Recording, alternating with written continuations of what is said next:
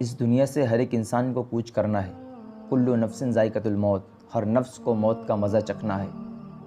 دنیا میں انسان آیا، ایک نہ ایک دن اس کو یہاں سے جانا ہے، لیکن ہر ایک انسان کے جانے کا طریقہ الگ ہے، وے آف گوئنگ الگ الگ ہے۔ کوئی انسان بیمار ہوا، اس کو موت آ گئی، کوئی کہیں جا رہا تھا، اس کو موت لائق ہو گئی، کسی کو جانور نے کھا لیا، کوئی سمندر میں گیا ڈوب کے مر گیا۔ مطلب ہر ایک انسان کے جانے کا یہاں سے راستے الگ الگ ہیں، بہانے سے ہر ایک انسان جاتا ہے۔ تو یہی سوال حضرت ابراہیم علیہ السلام کے ذہن میں آیا تھا، بلکہ ان سے بہت سارے لوگوں نے سوال بھی کیا تھا کہ اللہ مردوں کو کیسے زندہ فرمائے گا؟ کچھ کو چرند و پرند نے کھا لیا، کچھ کو درندوں نے کھا لیا، کتنے ایکسیڈنٹ ہو جاتے ہیں، ان کی بوٹیاں تک ختم ہو جاتی ہیں، تو کیسے اللہ زندہ فرمائے گا؟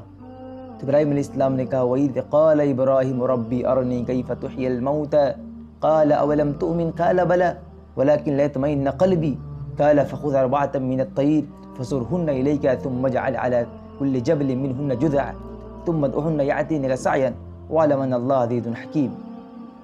ابراہیم علیہ السلام نے کہا اللہ تو کیسے مردوں کو زندہ فرمائے گا؟ تو اللہ نے فرمایا کیا تجھے ایمان نہیں ہے؟ کیا تجھے یقین نہیں ہے؟ کہا اللہ مجھے یقین ہے، لیطمئن قلبی، میں چاہتا ہوں کہ میرا دل مطمئن ہو جائے۔ اس کی تفسیر پوری بیان کی جاتی ہے کہ حضرت ابراہیم علیہ السلام کی نظر ایک مردے پر پڑی جو سمندر کے کنارے پڑا ہوا تھا۔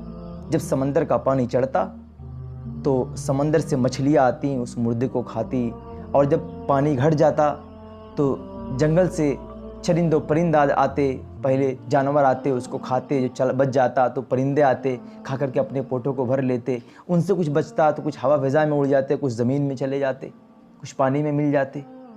پھر آپ نے کہا تھا اللہ تو کیسے مردوں کو زندہ فرمائے گا؟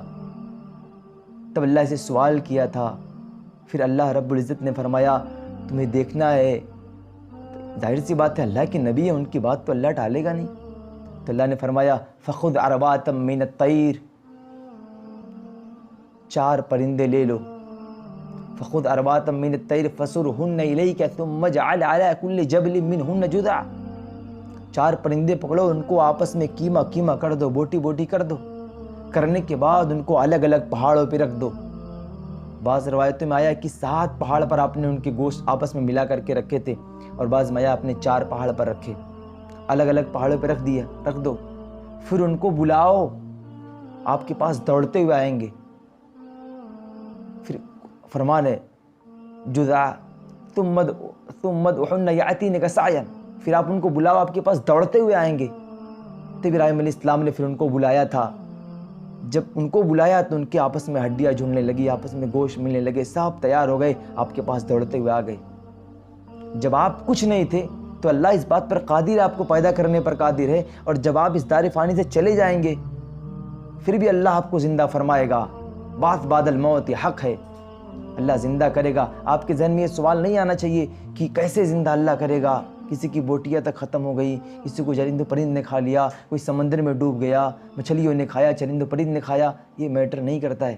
اللہ قادر ہے اس چیز کو دوبارہ زندہ کرنے پر۔ انسان کو کچھ سوچنا چاہیے، جب ہم کچھ نہیں تھے تب اللہ نے پیدا کر دیا، ہمیں سب کچھ دیا، اور جب ہم یہاں دنیا میں نہیں ہوں گے، ہمارا سب کچھ مٹ چکا ہوگا، پھر اللہ ہمیں پیدا فرما دے گا۔ حضرت ابراہیم علیہ السلام نے جو اللہ سے کہا کہ اللہ میں اس لیے سوال کر رہا ہوں تاکہ میرا دل مطمئن ہو جائے۔ یہاں علم کی ذاتی، یہاں پر ایک انسان کو ایک سبق یہ دیا جا رہا ہے کہ انسان کو ہمیشہ علم کے حرص میں رہنا چاہیے۔ حرص یہ جائز نہیں ہے، لیکن علم کا حرص یہ جائز ہے۔ تو انسان کو ہمیشہ طالب علم یعنی علم کو طلب کرنے میں لگا رہنا چاہیے۔ حضرت جب اللہ رب العزت نے کہہ دیا تو حضرت ابراہیم علیہ السلام کو علم الیقین ہو گیا، لیکن وہ اس علم کو عین الیقین میں دیکھنا چاہتے تھے۔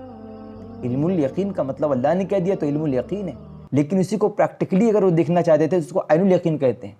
فار ایگزامپل اگر کہیں پر کوئی حادثہ ہو جائے، آپ سے کوئی آ کر کہے کہ فلاں جگہ ایکسیڈنٹ ہو گیا ہے، تو آپ سن لیے تو یہ آپ کو علم الیقین ہو گیا، لیکن اگر آپ جا کر کے اس کو دیکھ لیں گے اپنی آنکھوں سے تو یہ عین الیقین ہو جائے گا۔ تو حضرت ابراہیم علیہ السلام چاہتے تھے کہ اپنے علم کو عین الیقین کے مرتبے میں بدلنا چاہتے تھے، اس لیے انہوں نے اللہ سے یہ سوال کیا تھا اور پوری دنیا کو پیغام دینا تھا تاکہ کسی کے ذہن میں یہ سوال پیدا کبھی نہ ہو۔ کہ اللہ ایسے مردوں کو زندہ کرے گا.